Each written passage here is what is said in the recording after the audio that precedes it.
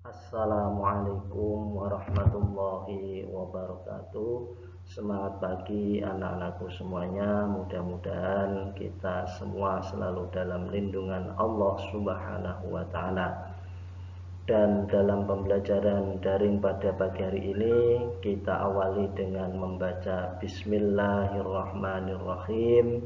Mudah-mudahan diberikan ilmu yang bermanfaat, menjadi anak yang solih, solihah yang berakhlakul karimah. Apa yang kalian cita-citakan dikabulkan oleh Allah Subhanahu wa ta'ala. Dan untuk Bapak Ibu guru, orang tua kita semuanya, mudah-mudahan diberikan keselamatan, kesehatan, panjang umur, rizki yang halal barokah, dimudahkan segala urusannya. Amin. Anak-anakku semuanya yang sangat saya banggakan, kita masih dalam mempelajari, yaitu mengimani kitab-kitab Allah Subhanahu wa ta'ala. Dan pada pertemuan hari ini, dalam pertemuan daring, kita akan membahas Al-Quran, kitabullah yang terakhir. Jadi Al-Quran adalah kitab Allah yang terakhir yang diturunkan kepada umat manusia. Pengertian Al-Quran. Al-Quran berasal dari bahasa Arab yang berarti bacaan.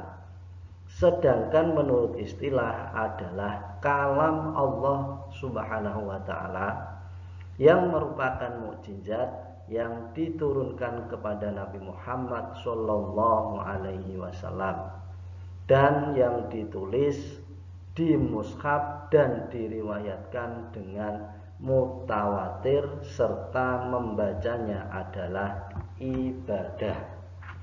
Dari pengertian ini dapat kita tarik beberapa komponen Al-Quran. Yang pertama adalah kalam Allah.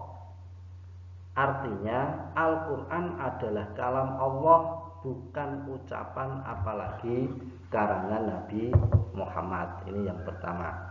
Yang kedua, mukjizat. Artinya Al-Quran adalah kejadian luar biasa yang dapat melemahkan siapa saja yang berusaha mencari celah atau kekurangannya. Kemudian yang ketiga, diwahyukan kepada Nabi Muhammad. Artinya kalam Allah yang diwahyukan kepada Nabi dan Rasul selain Nabi Muhammad tidaklah disebut Al-Quran. Dan yang terakhir, yang keempat, ditulis dalam mushaf dan membacanya termasuk ibadah. Artinya kalam Allah yang tidak ditulis dalam mushaf dan membacanya tidak mendapatkan pahala tidak termasuk Al-Quran, tetapi dalam kategori yaitu hadis qudsi. Itulah beberapa komponen dari Al-Quran. Nah, Al-Quran diturunkan secara berangsur-angsur selama 23 tahun. Ya, 23 tahun, kurang lebih 23 tahun ini, yaitu 22 tahun, 2 bulan, 22 hari.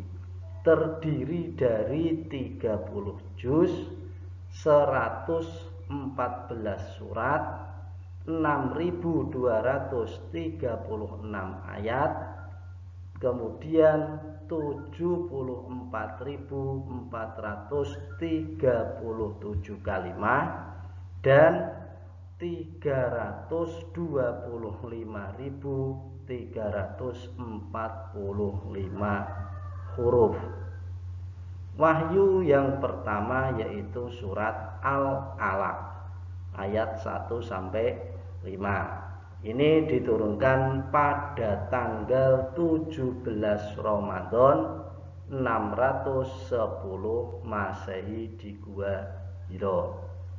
Kemudian wahyu yang terakhir turun yaitu surat Al-Maidah ayat 3.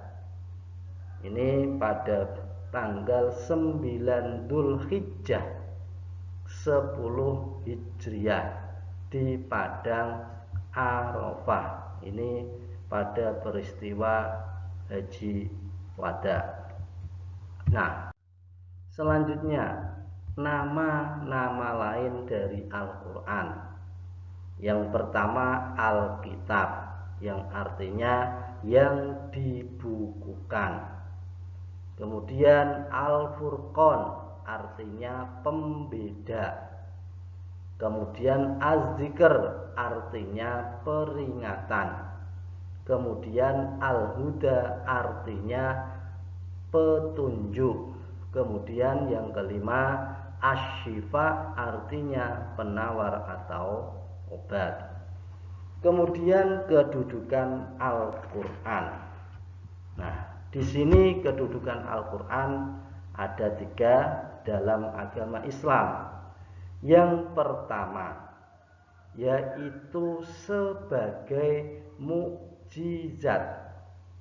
Ini sebagai mukjizat karena mukjizat adalah kejadian yang luar biasa.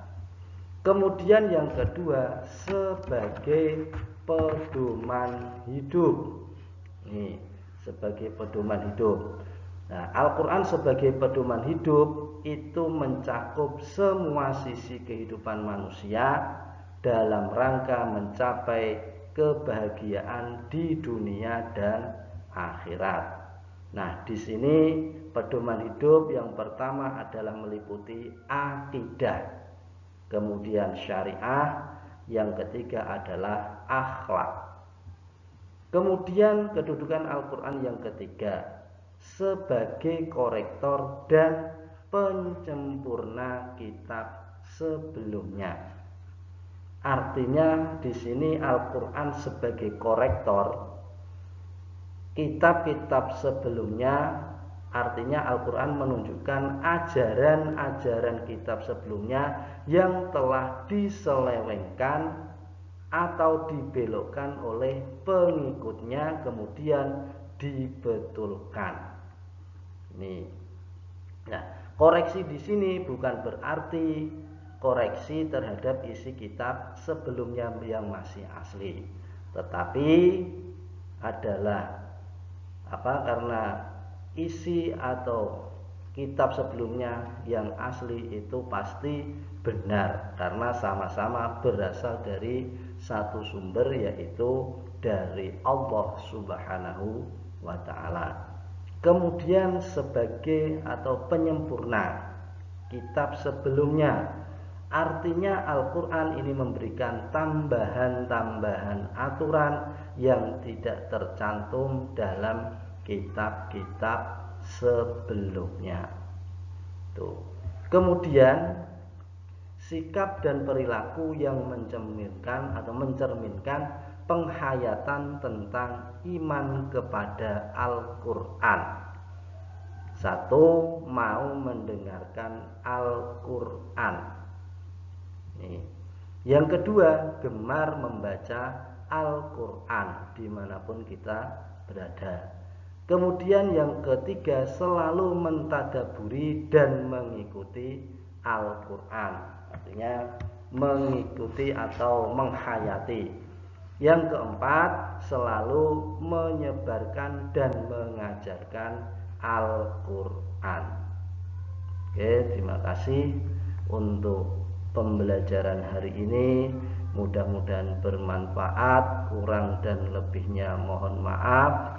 Dan mari kita akhiri dengan membaca hamdalah, alhamdulillahirabbil alamin. Selalu jaga kesehatan dan jangan lupa berdoa kepada Allah Subhanahu wa ta'ala. Wassalamualaikum warahmatullahi wabarakatuh.